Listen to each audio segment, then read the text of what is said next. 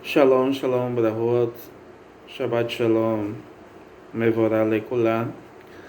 Mais um Shabbat, mais uma Parashá Sheila.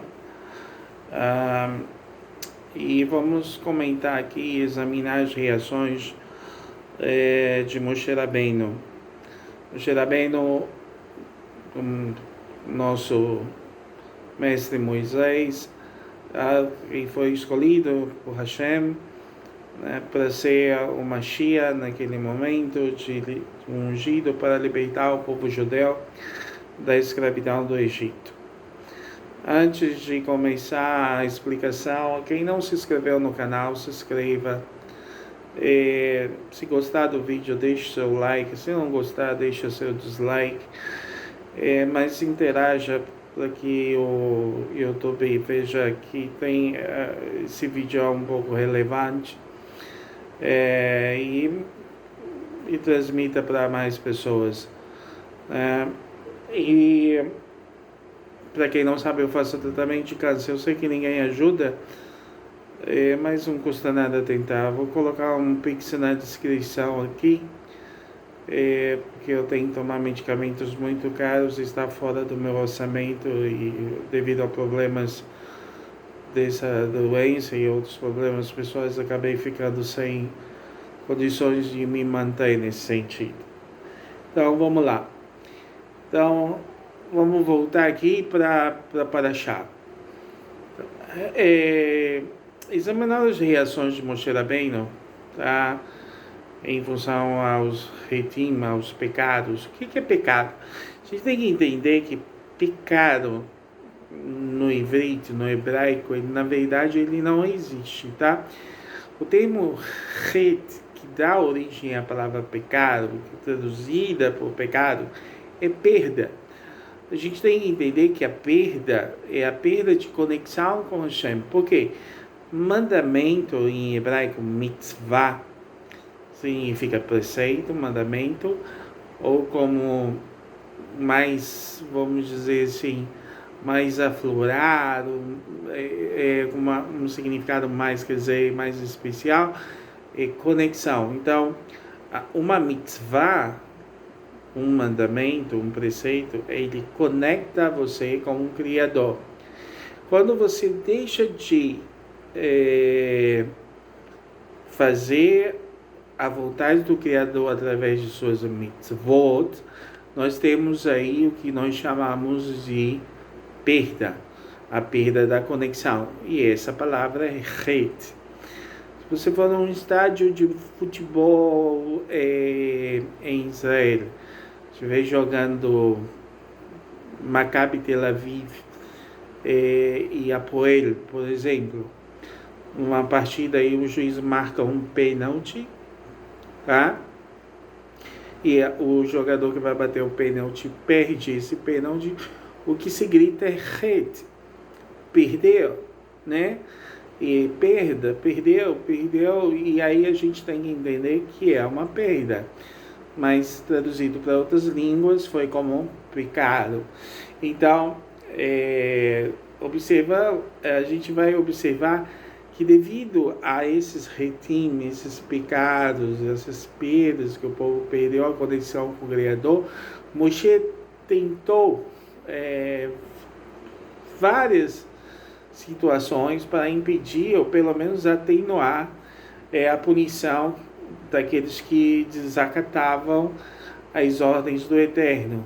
E ele chamava o Eterno sempre rogando ao Eterno pelo perdão sem uma punição. Então, Moshe fazia isso de maneira bem clara, bem objetiva. Então, na primeira revelação do Eterno a Moshe na sarça ardente, no livro de Shemot, que é o livro de Êxodo 3, do capítulo 3 a 4, parece, vamos supor que parece ser a chave para a compreensão de suas ações a este respeito.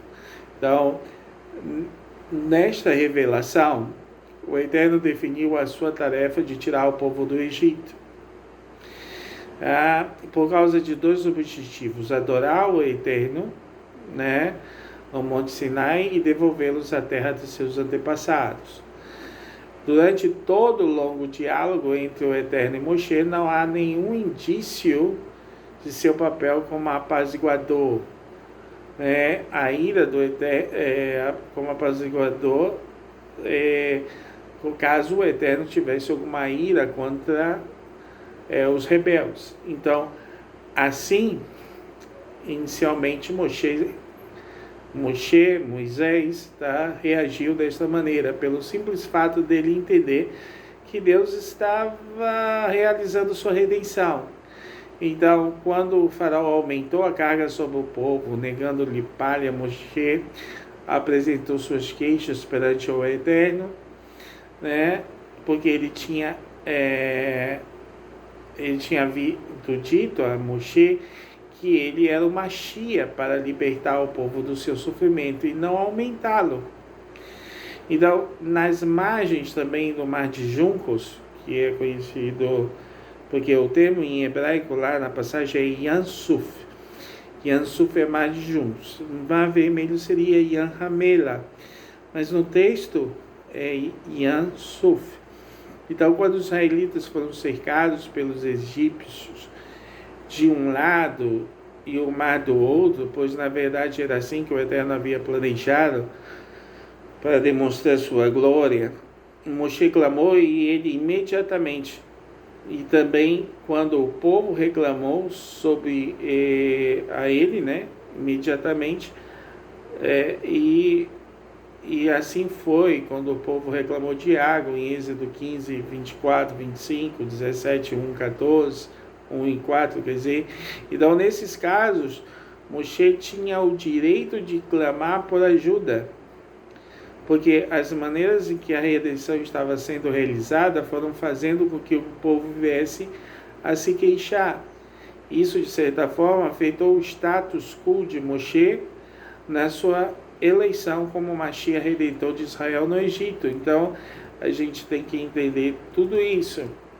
Mas quando o povo vai e tem aquela perda de conexão, aquele pecado, que tem o episódio do bezerro de ouro, que foi uma falha revelada do povo, que independia da forma como eles estavam sendo resgatados, Moshe não tinha nenhum motivo para se opuser ao desejo do Eterno para destruí-los. No entanto, no pecado do bezerro de ouro, o Eterno deu a Moshe uma abertura para clamar em nome do povo,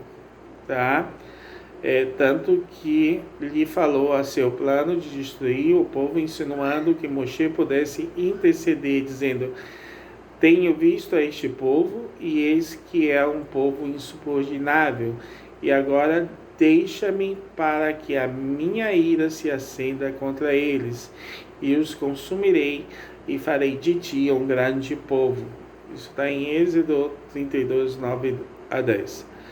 Então, porque o povo, ele tinha ofendido a honra do Eterno. Em seu discurso de defesa, Moshe escolheu enfatizar que a honra do Eterno seria mais profanada entre as nações se todo o seu povo fosse destruído, e que a geração de crianças que nada tinham feito seriam condenadas por um pecado que não haviam cometido. Então, o pecado do bezerro de ouro tinha acontecido no deserto, longe de tudo e de todos. Então, Moshe, ali indagando com o Eterno, que ao perdoar o povo, nenhum dano seria revertido à sua imagem. Isso não aconteceria caso ele destruísse o povo, e todos os prodígios que ele mandou aos egípcios seriam em vão. Daí em diante, o Eterno não tomou medidas imediatas para punir os pecadores, mas tardou-se e informou a Moshe de suas intenções futuras. Então, Moshe poderia atuar como defensor do povo. Isso é precisamente o que acontece na leitura desta semana. No caso dos espiões, quando o Eterno conversa com Moshe e declarando suas queixas do povo, Números 4, 1, 12 E o Eterno disse a Moshe: até quando este povo me irritará, né, me irritará? E até quando não acreditará em mim, apesar de todos os sinais que fiz em seu meio? E eu ferirei com mortandade, os exterminarei e farei de ti uma nação maior e mais forte do que ele. Essas palavras são muito reminiscentes do que o Senhor disse após o pecado do bezerro, né, de ouro. Mais uma vez apresenta um plano divino tendo dois aspectos: aniquilar os povos existentes e fazer uma nova nação ali, de descendentes de Moshe. Então Moshe entendeu que o Senhor Deus queria dele naquele momento, e como havia feito após o pecado do bezerro de ouro, né, repetiu o argumento de que a honra do Eterno sofreria com a destruição do seu povo. As outras nações, ao ouvir sobre o pecado, não iriam entender a destruição do povo em vista dos seus conceitos pagãos. Então, é uma região que o paganismo tomava muita conta. Então, por tomar muita conta daquela situação, o povo não iria entender. Então, e ali a honra do Eterno poderia se manchar se ele viesse a destruir o povo de Israel e deixaria na mão de Moshe o novo povo surgir. Então, eles diriam ali que o Deus de Israel é um Deus do deserto e que todo o seu poder e força só está nesse canto remoto da terra, pois ele havia feito vários milagres neste lugar, mas que em um confronto direto com os deuses de Canaã, ele temia que esses deuses tivessem a vantagem. E, portanto, preferiu abandonar o povo para ser esquecido no deserto, em vez de sofrer uma derrota humilhante em Canaã. Isso dali seria uma analogia para entender que, jogando o argumento, não que Hashem não soubesse, não que Deus não soubesse desse argumento, dessa situação, mas ele esperou que houvesse uma posição de Moshe para que ele viesse defender o povo, tá?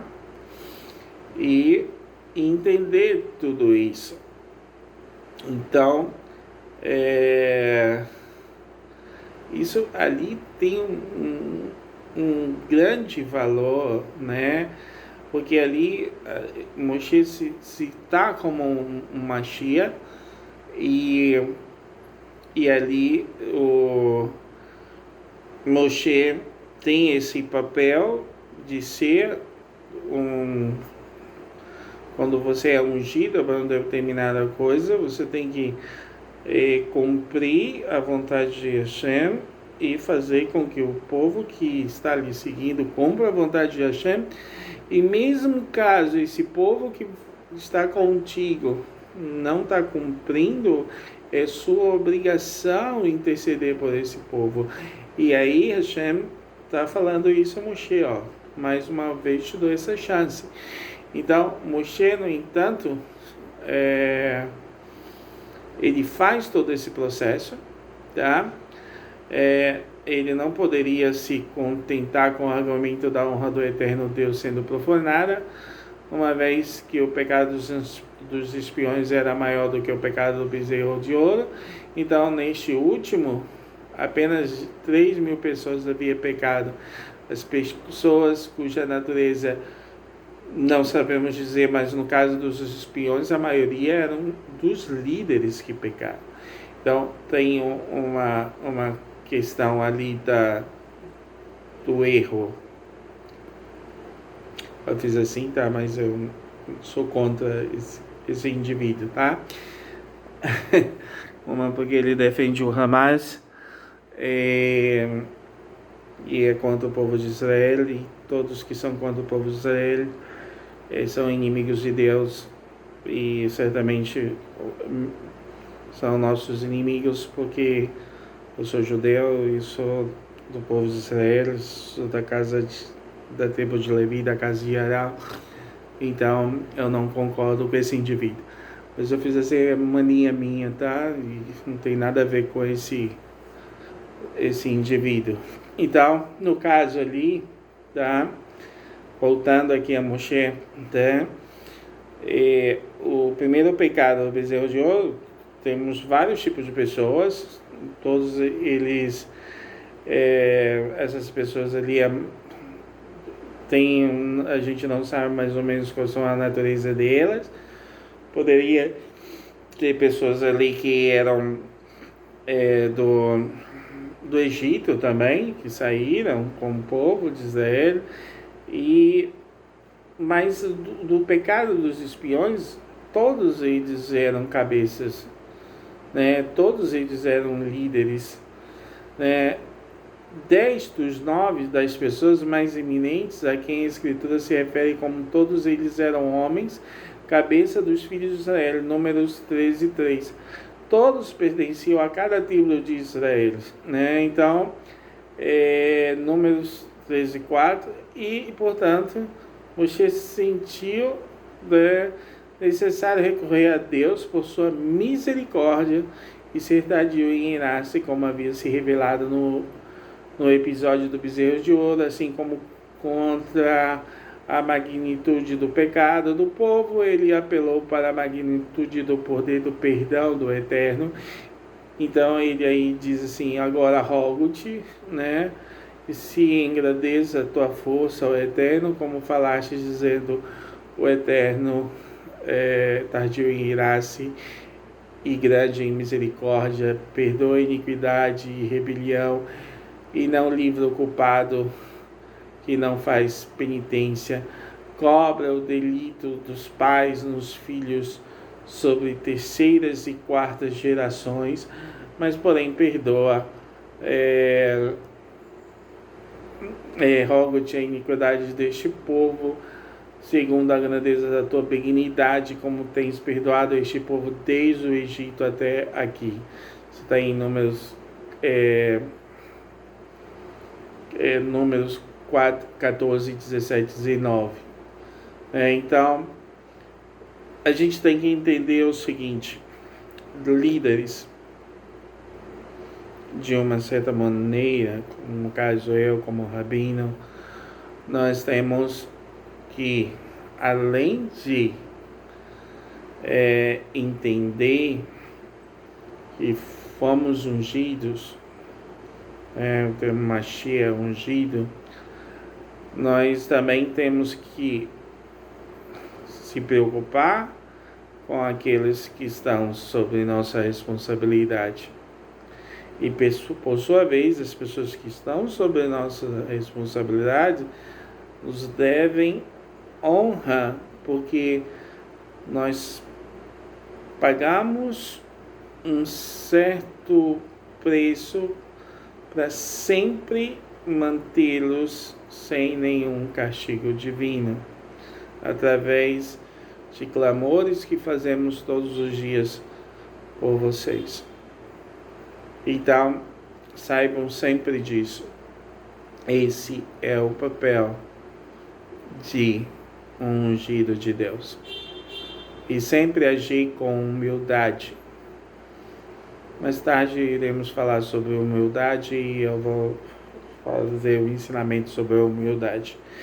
Então, a todos um Shabbat Shalom, um sábado de paz abençoado, Mevorá, para todos, Lekulam, e que Hashem venha abençoá-los. E quem puder me honrar com uma doação financeira, vai ter um Pix na descrição, qualquer valor que você possa me ajudar, eu já agradeço. A todos um Shabbat Shalom, Hashem abençoe a todos.